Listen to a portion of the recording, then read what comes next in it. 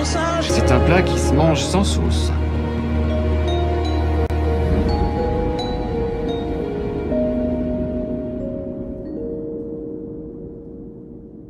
Alors sur le pavillon de ma traction, j'avais deux petites bosses ici, une là, une là. Donc là, je les ai ramenées.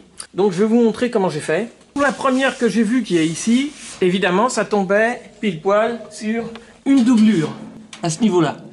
Mais c'est pas trop grave, puisqu'au moins je pouvais passer avec une pointe et en faisant levier, tout doucement, j'ai pu la ramener. Pour la deuxième, c'était encore plus simple parce que là, ce coup-ci, il n'y avait plus de doublure. Bon, du coup, ma carrosserie, enfin de ma traction, tout est démonté. Vu qu'il n'y a pas de doublure à cet endroit-là, j'avais juste à repousser ici. Donc, les tractions, c'est des tôles d'1 mm, c'est assez costaud. On peut prendre un marteau, le mettre là en position, et avec un autre, taper derrière pour pousser. En effet, des fois, maladroitement, si on essaye de faire comme ça, et sans repérer, comme j'ai fait là, avec un coup de feutre, puisque à la main, on s'aperçoit qu'il y a une bosse, mais dès qu'on a retiré, s'il n'y a pas le repère que j'ai fait au marqueur, en fin de compte, on ne sait plus trop où faut donner le coup de marteau. Puis en plus, maladroitement, on a vite fait de taper à côté. Ce qui va donner comme résultat une bosse à l'envers à côté de l'autre bosse. Franchement, c'est pas du tout le résultat obtempéré recherché. Non, vraiment pas. Donc le mieux, on pose un marteau là où on a fait son repère, et on tape de l'autre côté pour pousser. Alors attention avec les marqueurs, il faut savoir que là c'est à l'intérieur, en plus la voiture je pense qu'elle sera peinte en noir, donc ça risque rien. Mais la plupart du temps quand on fait ça, si on peint une voiture en clair, ce graffiti là que j'ai fait en noir, si c'est du gris métallisé, du blanc, les marqueurs généralement ça ressort. Donc il faut éviter de foutre des coups de marqueur partout. Sinon ça va être une voiture complètement bariolée. Au-dessus des portes de traction, il y a une gouttière qui est fixée sur la caisse. La voilà. Donc cette gouttière, je pense que l'humidité a très bien pu se glisser entre les deux parties soudées. Et ne pouvant les poncer ou les nettoyer, avec un pinceau, j'ai carrément glissé de l'huile moteur. Hein, après, j'aurais plus qu'à dégraisser avant de reponcer et de repeindre. Et je laisserai entre les deux tôles où ça se fixe une légère couche de gras du coup, parce qu'on voit bien le gras est passé de l'autre côté. Ce qui fait que ça ne s'oxydera pas entre les deux. Il faudra que je refasse un joint de ce côté-là pour que ça obstrue et que l'humidité ne puisse pas se glisser à la fixation de la gouttière entre les deux tôles. Alors même chose du côté droit de la voiture, évidemment, il y a la même gouttière qu'on peut voir ici. Et là, c'est l'as de ce côté-là, on voit bien que l'humidité s'était glissée depuis un moment. Et en fin de compte, la corrosion a commencé à pousser, à écarter les deux tôles. Ce qui fait que maintenant, il va falloir que je dépointe les points de soudure et éventuellement que je découpe la partie oxydée et que je remette de la tôle propre. Bon, par contre, j'ai déjà glissé, évidemment, de l'huile, hein, avec un pinceau. On voit bien, la gouttière, c'est une tôle qui est rapportée, qui est fixée dessus. Sur sa fixation, entre les deux tôles, on peut pas y accéder, ou alors il faudrait déposer la gouttière complètement. Bon, bah, on pourrait faire ça sur toute la caisse de la traction, si on veut. Mais... affreux, non, on va pas faire ça. Hein, donc, va falloir que j'ouvre au niveau où, apparemment, ça s'est dépointé, parce que ça s'est gravement oxydé, on va dire. Bien, alors, avec une perceuse, je vais légèrement dépointer les points de soudure électrique.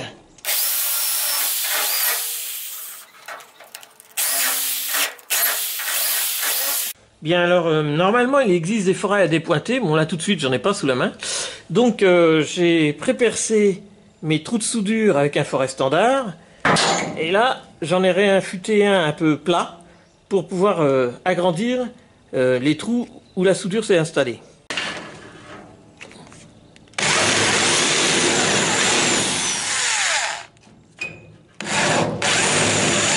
Ouh, ah, j'ai été un petit peu trop fort à mon avis.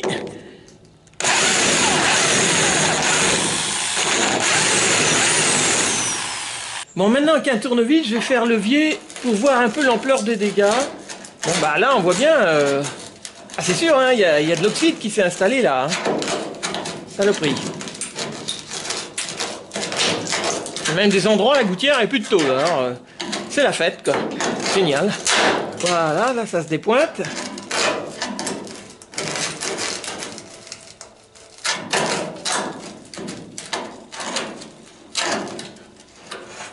Bon alors force est de reconnaître, à cette époque-là, les carrosseries n'étaient pas traitées comme celles d'aujourd'hui. Alors c'est vrai que bon, la voiture elle a plus de 50 ans, donc là il fallait vraiment que j'intervienne. Alors d'où l'importance, je pense quand même, de glisser un peu d'huile moteur, c'est ce que j'ai fait, entre certaines tôles avant peinture. Bon alors je sais que là les carrossiers vont me jeter des pierres, mais il faudra bien dégraisser avant, bien apprêter. Si on fait rien, si on glisse pas du gras, voilà ce qui risque de se produire. Franchement, c'est déchirant, voilà. Bon, du coup, j'avais prévu de retourner la caisse pour faire les soudures et la réparation, ça sera plus pratique. Je pense que là, je vais pas avoir le choix, il va falloir que je me lance. Bon, alors là, j'ai déjà bien commencé ma manœuvre de retournement de ma traction. Donc, actuellement, je suis en train de mettre au niveau du bas de caisse tout ce qui traîne au niveau, si j'ai du carton, du papier bulle, du chiffon, enfin tout ce que j'ai, tout ce qui peut traîner, tout ce qui peut faire office de matelas. Je veux poser cette voiture sur quelque chose d'assez souple pour éviter d'abîmer la carrosserie. Bon, il y a déjà 3-4 bosses dessus, mais c'est pas la peine d'en rajouter. Alors, j'en rajoute un dernier petit chiffon pour être sûr d'être bien tranquille. Voilà, comme ça va bien protéger la carrosserie. Impeccable. Mon dernier chiffon, il est posé. Je vais pouvoir continuer de basculer la caisse de cette traction. Pour une caisse de traction, une fois qu'il n'y a plus de moteur, il n'y a plus de train, il n'y a plus rien, c'est pas très lourd, donc il n'y a pas de problème. Je vais encore la basculer un tout petit peu et je mettrai des chandelles au fur et à mesure pour pouvoir la descendre. Bon alors une fois arrivé à ce stade, ce que je fais, c'est que je bascule la caisse, voilà, comme ça, et au fur et à mesure, là on voit que c'est léger, hein, pas de problème. Je vais caler jusqu'à temps que j'obtienne un équilibre assez précaire.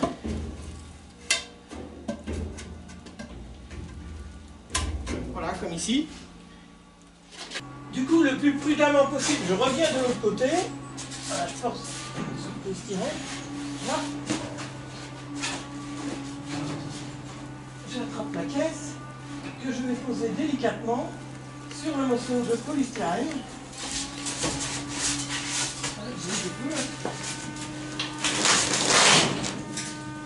Bon bah, on peut déjà dire que la phase de retournement a bien avancé. Je vais en profiter que ma caisse de traction est couchée sur le côté gauche pour réparer le trou que j'ai dû faire dans le bas de caisse à droite pour pouvoir récupérer le fameux écrouquage qui tient le châssis arrière. Bon alors pour refermer mon bas de caisse, il va falloir que je refasse les points de soudure. Donc pour ça, ben, la première chose à faire, c'est de décaper à blanc. Bon après, comme d'habitude, avec mes pincettos, des petites tôles, je vais commencer à redresser et à remettre tout en place.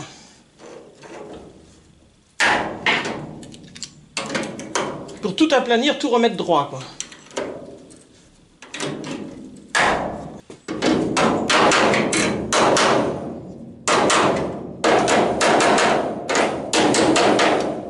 Et alors ça va me permettre d'effectuer les premiers petits points de soudure.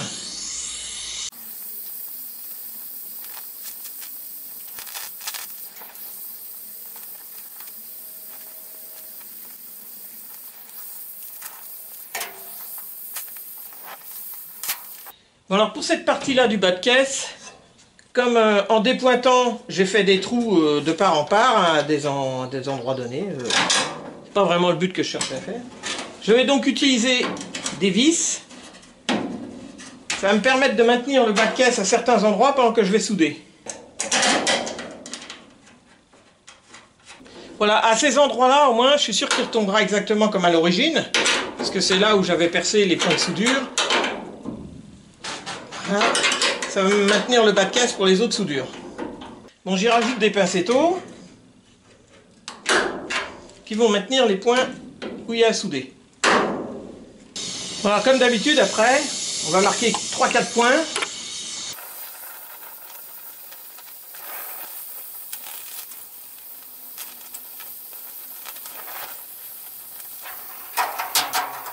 Alors une fois les 3-4 points effectués, ben là je peux retirer les boulons qui maintenaient le petit bout de bas de caisse au bon endroit.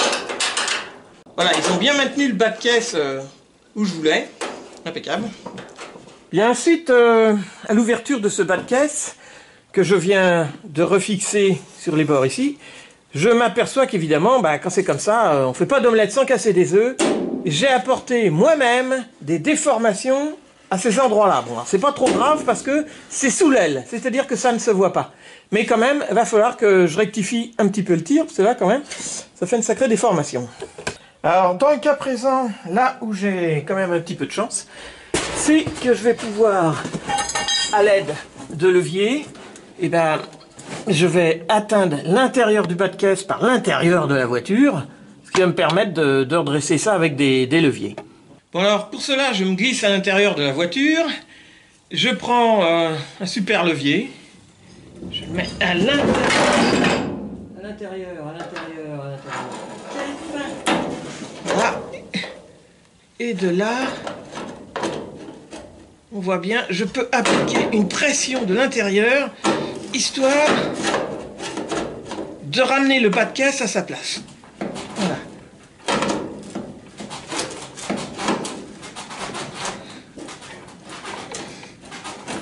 Là, petit à petit, comme ça, tout doucement, je vais tout remettre en place.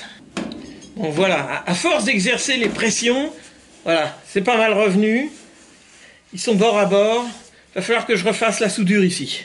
Alors, comme la découpe du bas de caisse m'a enlevé à peu près 1 mm d'acier, avec un fil de fer que j'ai coincé dans la rainure que j'ai fait au traçage, je vais pouvoir ramener de la soudure. En effet, déjà c'est plus facile de souder à plat, c'est pour ça qu'on tourne la plupart du temps sa caisse pour pouvoir faire les soudures, hein, comme ça on est à plat, on profite de la gravité en quelque sorte, pour que la soudure reste dans les parties à souder. Et en plus, évidemment, quand on découpe avec une petite lame, on enlève toujours une partie de métal. Donc si jamais j'arrive ici et que je veux, actuellement pour souder, j'utilise de la brasure, si jamais j'amène de la brasure et que je mets pas quelque chose, elle va tomber dans le fond du bas de caisse, mais jamais elle va tenir à cet endroit-là, hein, c'est clair. Donc je vais faire déjà 3-4 points.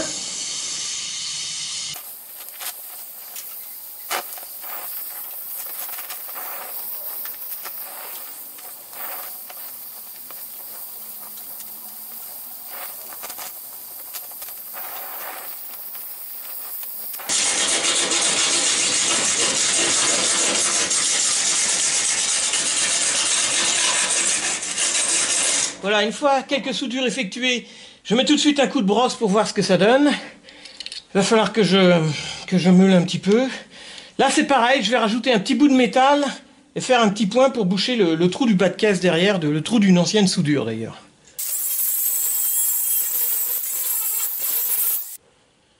Bon, il me reste encore à apporter quelques petites finitions, mais voilà pour la réparation de ce côté-là. En tout cas, c'est solide, c'est résistant. Je vais faire pareil ici. Pareil pour l'autre branchement de mon bas de caisse, de l'autre côté, déjà, je le redresse un peu comme je peux. Voilà, donc là j'ai utilisé une pincetto, et ça c'est une pige pour les calages de distribution sur certains modèles de tendeurs. Après je prends, comme d'habitude, un petit fil de fer de soudure, pour colmater ici. Hein, alors, c'est vrai que là je vais le faire au chalumeau, parce que j'ai un chalumeau, parce que sinon, c'est sûr qu'au MIG, ce serait peut-être mieux. Donc je vais commencer par faire un petit point. Voilà, que ça tienne.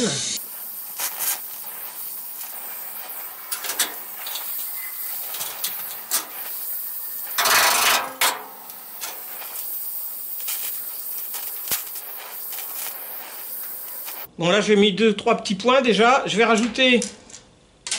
Enfin je vais essayer de rajouter un bout de ferraille à cet endroit-là. Alors après quelques petits points, là je recoince un petit bout de ferraille à cet endroit-là.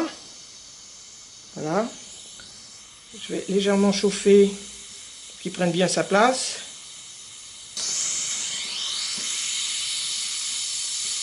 Bon, ensuite à ça, je vais tout de suite présenter l'aile arrière de ma traction. Pour voir que bon, normalement tout devrait tomber en place, hein, c'est pas trop sorcier, c'est un bout de bas de caisse. Voilà, alors j'y mets quelques boulons. Je m'assure que le dernier où il y avait le bas de caisse, il va visser, il va bien prendre. Voilà. Et ben non. Ah, j'avais déjà travaillé sur les ailes arrière, mais ça, je vous le montrerai une autre fois.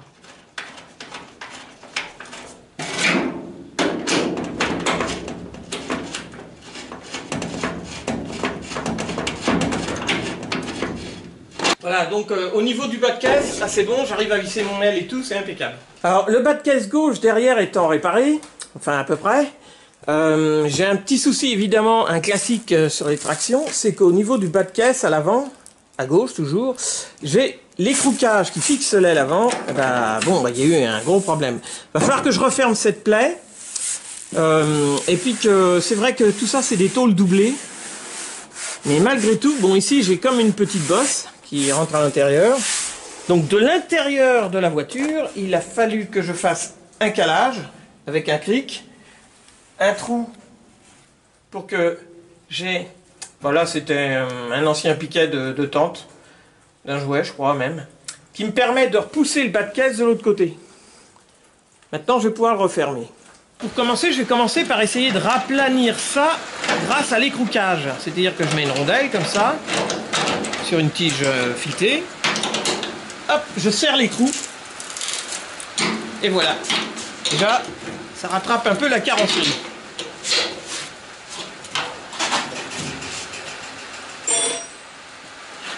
Vous allez me dire, ça va pas être suffisant, hein. On est bien d'accord.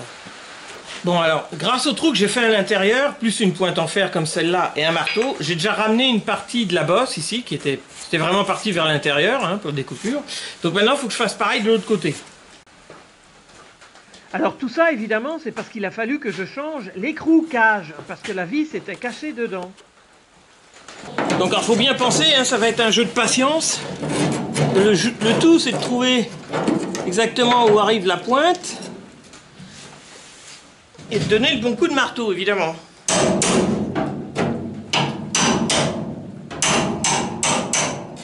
Ça va être long et laborieux, hein, c'est de la carrosserie. Alors, je fais levier avec ma pointe en fer. Essayer de ramener au mieux possible.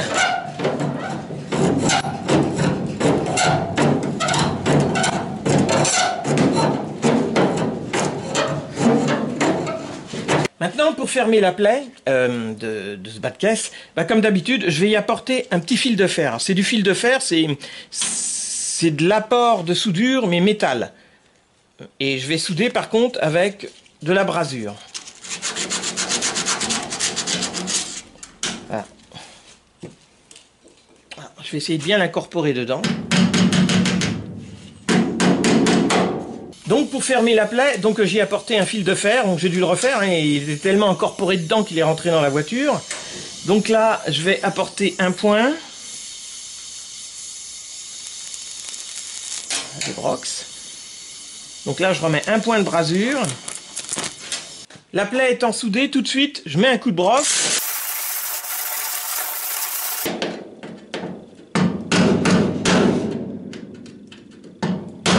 Voilà, je vais finaliser la soudure.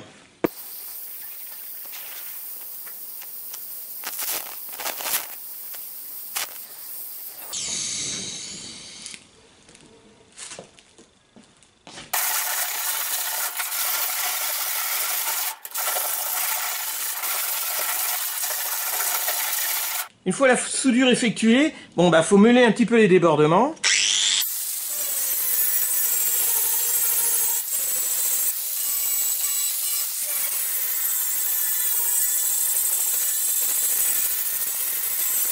Alors une fois tout nettoyé à blanc, la soudure meulée, c'est vrai qu'il reste que quelques petites imperfections. Donc ce que je vais faire, je vais déjà appliquer une pâte à étamer.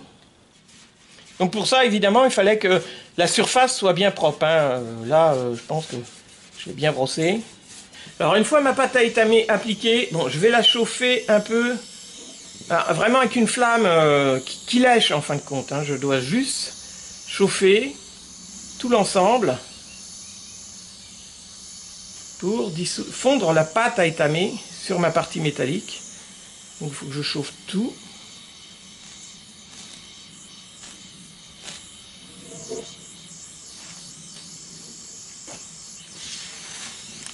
Voilà, alors là, voilà. Là, quand ça paraît brillant comme ça, c'est que ma pâte à étamer a bien fondu. Voilà.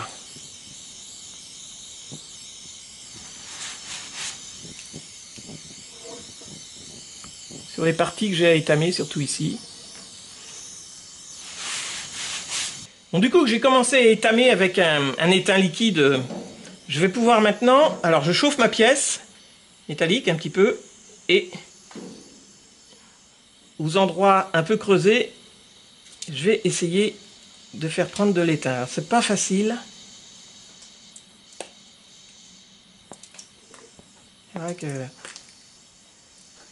faut vraiment chauffer l'étain juste ce qu'il faut.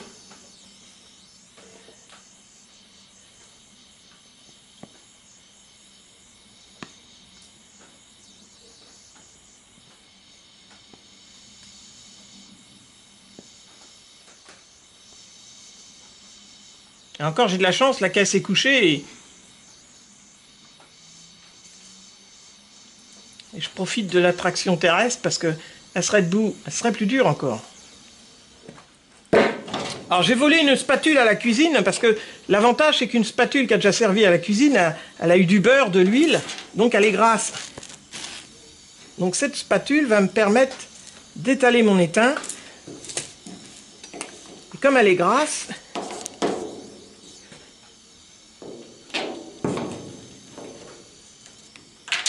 elle va pas coller à la spatule.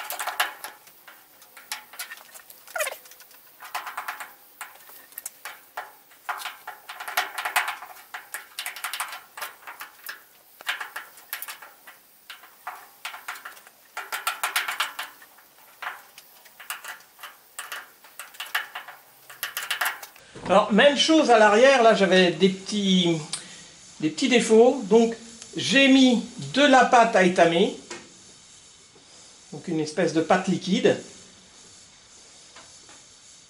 Je la chauffe avec toute la carrosserie, sur toute la surface.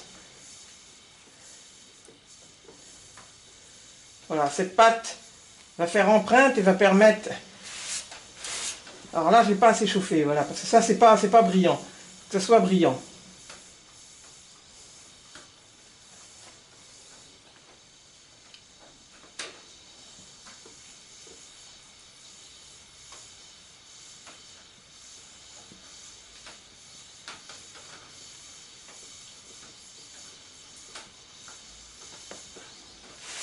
Voilà, comme ça. Là, c'est mieux. Là.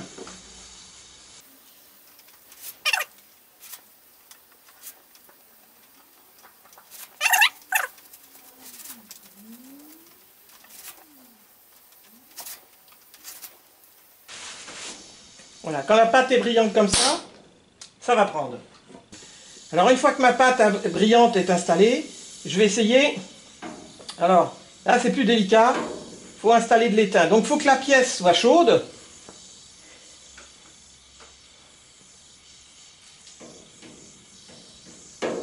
Voilà.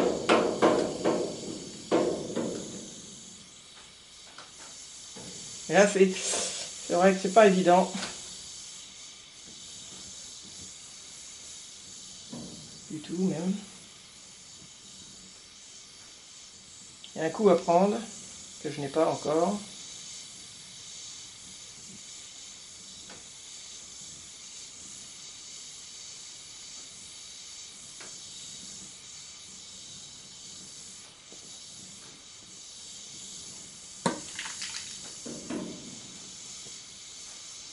C'est sûr que sur les parties qui sont bien horizontales, ça va être plus facile.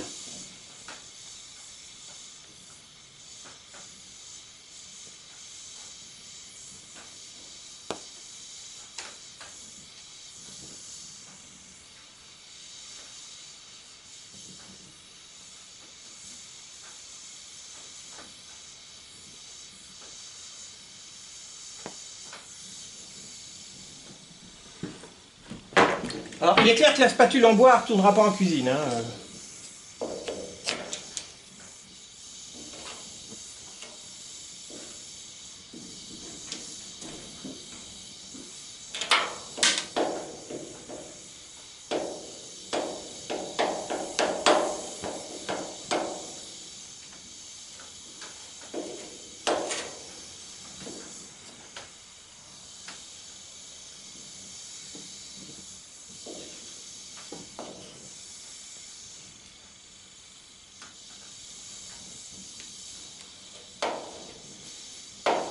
Alors l'avantage de prendre une spatule en bois qui était en cuisine, c'est qu'elle a reçu beaucoup d'huile, beaucoup de beurre, du coup elle est grasse et l'étain ne va pas coller dessus. Par contre le produit, l'étain lui-même, il y a beaucoup de plomb dedans, donc il n'est pas question que ça retourne en cuisine, en fin de compte c'est possible que, c'est même sûr, c'est un peu néfaste pour la santé quoi.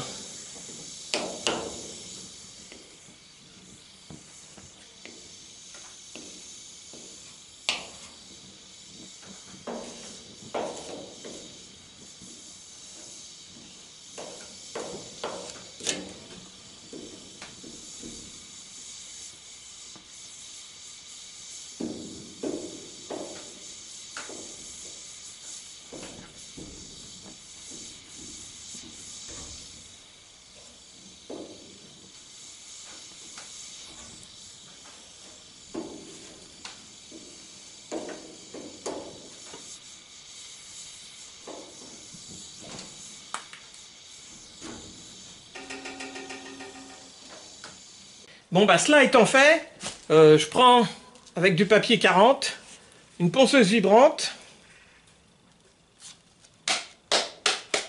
et là, il faut poncer l'excédent d'étain.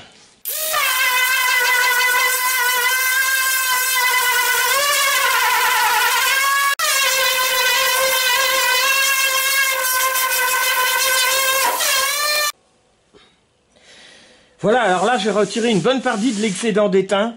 Par contre, à la meuleuse vibrante, à la ponceuse vibrante avec du P40, ça creuse pas assez. J'ai dû le faire d'abord avec la meuleuse, carrément. Après, avec une râpe. Et après seulement, ça c'est carrément finir avec du P40 et la vibreuse. L'étain, c'est sûr, c'est costaud. Hein, donc à enlever, pareil, ça va être pénible. Bon bah justement, là j'en ai aussi un petit bout à faire. Donc pour commencer, là je vais le faire à la râpe.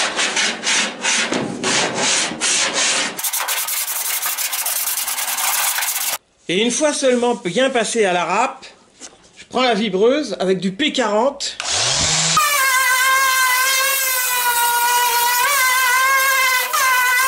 Pour quelqu'un qui n'a pas l'habitude de le faire, en tout cas pour un petit pays comme ici, ça ira bien. Donc pour réparer certaines parties de ma traction avant, je dois retourner la caisse.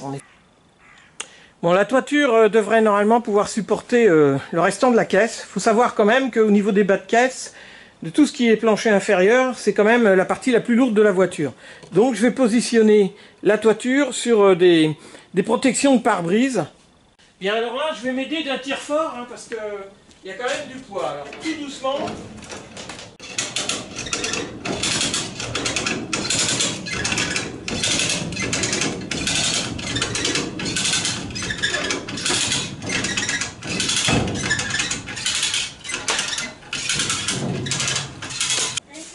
En équilibre sur son coin, voilà, je vais attraper la voiture délicatement, essayer de la réceptionner.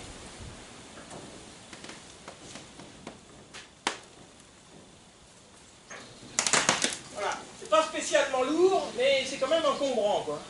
Bon, on voit bien au niveau de la gouttière, à cet endroit-là, l'humidité s'est sévèrement glissée. Comme ces deux tôles qui sont soudées l'une contre l'autre, il n'y a jamais eu de traitement entre les deux. Du coup, voilà, l'oxyde, ce que ça a créé, une catastrophe, on peut le dire. Donc là, il faut que je découpe toute cette partie de ferraille qui est complètement oxydée. Et de là, on verra, va falloir que je gratte bien pour virer toute la rouille.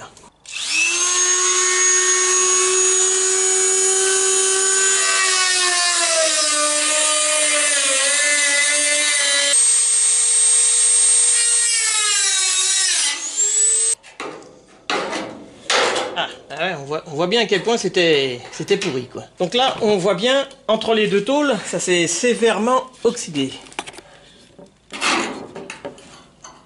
Ah, et pas à dire, hein, fallait que je fasse quelque chose. Bon alors du coup, opération gratouillage.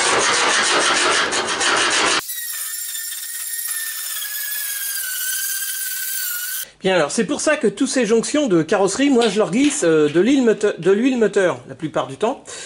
Je sais que les carrossiers peintres vont détester ça pour la bonne et simple raison, c'est que du coup la peinture, faut dégraisser avant, sinon des fois ça fait des yeux de poisson, enfin du silicone, tout ce qu'il faut pas pour que la peinture tienne pas, c'est embêtant, je sais. Mais rien faire, ça va s'oxyder. Donc je préfère mettre de l'huile moteur et dégraisser avant de peindre. Mais sinon, les caisses n'étaient pas traitées comme aujourd'hui, c'est pas possible, il faut faire quelque chose. Bien alors, malgré que ça se voit pas trop, je vais redécouper un bout de tôle pour le remettre à la place là où c'était oxydé et ressouder cette partie-là. Donc pour commencer, je prends une feuille de papier, je la place là où j'ai fait le trou, je passe mes mains sales dessus, on peut dire ça comme ça, ouais. Voilà, ce qui va donner une très belle empreinte. Voilà, et ça va me permettre de faire un patron à découper sur ma tôle. Alors, une fois que j'ai découpé ma tôle avec une meuleuse, je la présente. Voilà. Bien, alors maintenant, je vais carrément bourrer ça de pâte à étamer. Comme ça. Je vais en mettre autant de l'autre côté de ma tôle, là. Je vais replacer ma tôle.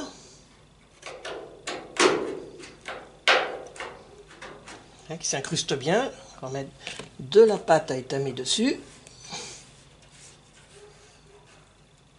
Bon, je vais chauffer ça légèrement au chalumeau.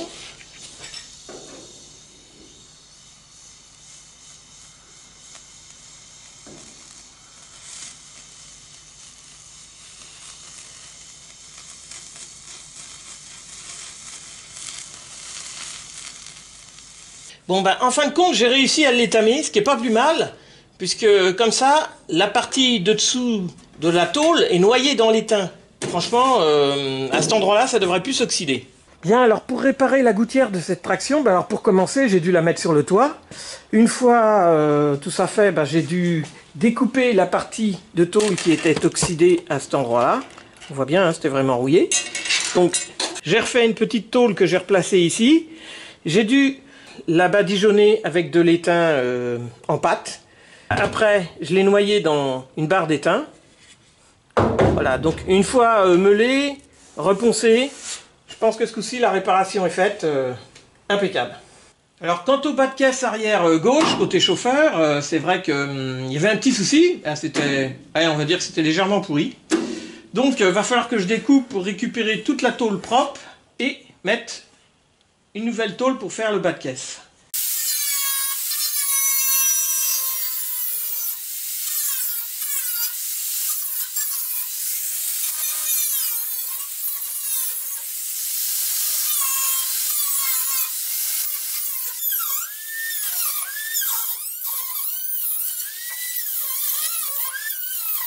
Bon, de là, on voit bien et on comprend bien pourquoi il faut traiter l'intérieur des carrosseries, hein, parce que y a rien à faire, ça s'oxyde avec la condensation. Donc, c'est pour ça que souvent, je mets de l'huile à l'intérieur. Alors ça, c'est le premier traitement que je fais. Après, je mettrai encore un produit paraffine pour traiter les corps creux, puisque ça s'appelle un corps creux. Alors, déjà, je vais virer le morceau de ferraille.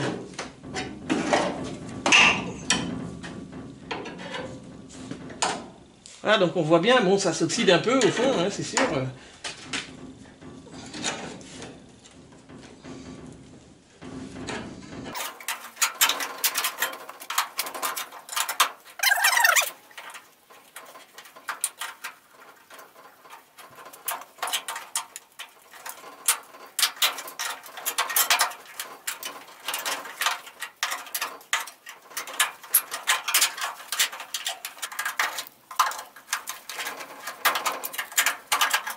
Ce qui va me rester là, ce sont les derniers points de soudure qui malgré tout tenaient bien encore. Hein.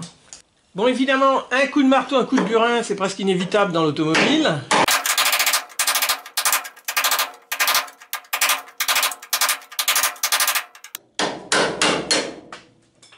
Maintenant, il va falloir meuler tout ça. Hein. Bon, alors, une fois poncé, meulé à blanc, il va falloir que je trouve un morceau de ferraille pour en mettre là. Alors, j'ai eu de la chance, enfin de la chance. J'ai trouvé dans le tas de ferraille un bout de bas de caisse qui n'a pas été utilisé pour une voiture. Alors, ça tombe très bien, c'est pas le même, il va falloir que je modifie un peu. Mais, dans l'ensemble, ça devrait m'aider. Un petit peu. Donc, du coup, après plusieurs découpes, je débarrasse du morceau qui m'intéresse plus. Je présente mon nouveau fond. Voilà. Et il va falloir que j'adapte ça, que je le soude du mieux que je peux. Donc il va falloir quand même que je modifie un peu l'arrondi là, parce que le problème c'est que je ne peux pas vraiment pousser de l'intérieur pour coller cette partie contre l'autre bas de caisse. Ça va pas être évident. Par exemple ici, l'angle est trop vif.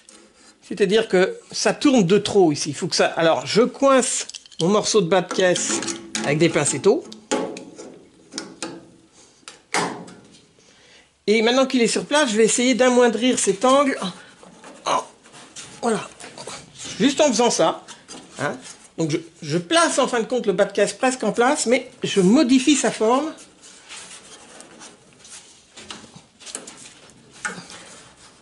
Et maintenant je vais le représenter. Alors, voilà. Donc là, il va falloir que je lève un petit peu plus. Voilà, là ça épouse bien la forme de l'ancien bas de caisse. Là, c'est pareil, c'est revenu. Donc il reste encore cet endroit-là, là, qui me plaît guère, qu'il va falloir que je modifie. Une fois que le galbe du bas de caisse est à peu près correct, je fais un traçage. Voilà. Et je m'aperçois quand même, je vais laisser un tout petit peu de tôle pour que ça vienne en bord à bord, mais là c'est vrai, il y en a beaucoup trop, c'est pas la peine de laisser tant. Il va falloir que je ratiboise tout ça. Une fois mon bout de tôle préparé, meulé, percé pour les trous de soudure, alors, déjà, je vais l'appliquer ici en poussant, voilà, une pincetto. Bon, une fois tout meulé, tout poncé, j'ai percé pour faire des trous de soudure, des pointages. Je présente ma tôle, là, que j'ai bien normalement galbée pour mon bas de caisse. Je la rentre bien. Voilà. Une fois qu'elle est bien rentrée, je vais d'abord l'appliquer ici. Voilà, je pousse, je prends une pincetto et je la verrouille. Je mets une pincetto ici. Je vais en mettre une ici aussi. Je suis vraiment en bord à bord là, par contre, il va falloir que je corrige ça un peu. Bon, maintenant le plus délicat reste à faire. Je vais déjà apporter 2-3 points de soudure.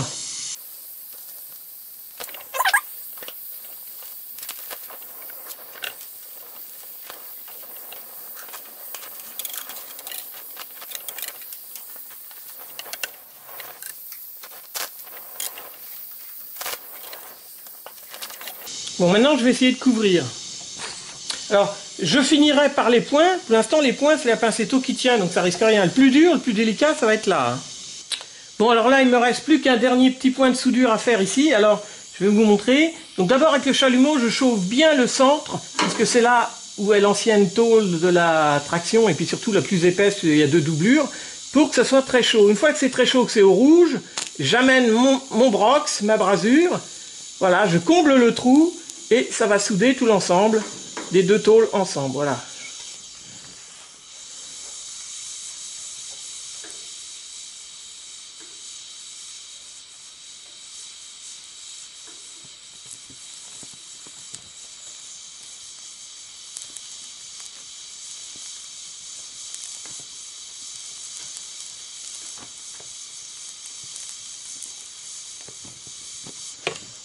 Bon, maintenant les soudures effectuées, même si j'ai 2-3 petits rattrapages à faire, je vais tout de suite ébarber le bout de bas de caisse que j'avais laissé qui dépasse. Parce que... Bon, une fois que c'est découpé à la bonne taille, je vais tout de suite casser les arêtes avec une vieille lime. Bon, alors une fois les soudures meulées, bien nettoyées, ça donne ça. Pour un petit pays comme ici, ça ira très bien. Surtout que toute cette partie-là, en fin de compte, est blacksonnée, ça se retrouve sous l'aile. J'aurais peut-être un peu d'étamage quand même à faire ici pour combler le vide, puisque le bas de caisse est un peu différent et que ça fait une vague. Maintenant, il y avait aussi 2 filetages qui étaient là pour l'ancien bas de caisse, sûrement prévoir quelque chose, donc il n'y a pas sur les tractions. Bon, c'est pas bien grave. Je vais mettre 2 petites vis comme ça filetées. Hein, ça va obstruer les trous, parce qu'on ne sait jamais, si jamais j'en ai besoin ou autre chose, donc j'ai préparé 2 petites vis comme ça. Je les mets avec de la graisse. Quand elles seront prises dans le Blackson, elles ne pourront pas se dévisser. Et si un jour j'ai besoin de fixer quelque chose ici, on ne sait jamais, j'aurai juste à gratter un peu le Blackson, d'atteindre le truc que j'ai fait pour passer le tournevis, et puis c'est bon. Bon, bah pour le bas de caisse arrière gauche, je ne sais plus quel côté je suis, c'est bon, c'est réparé.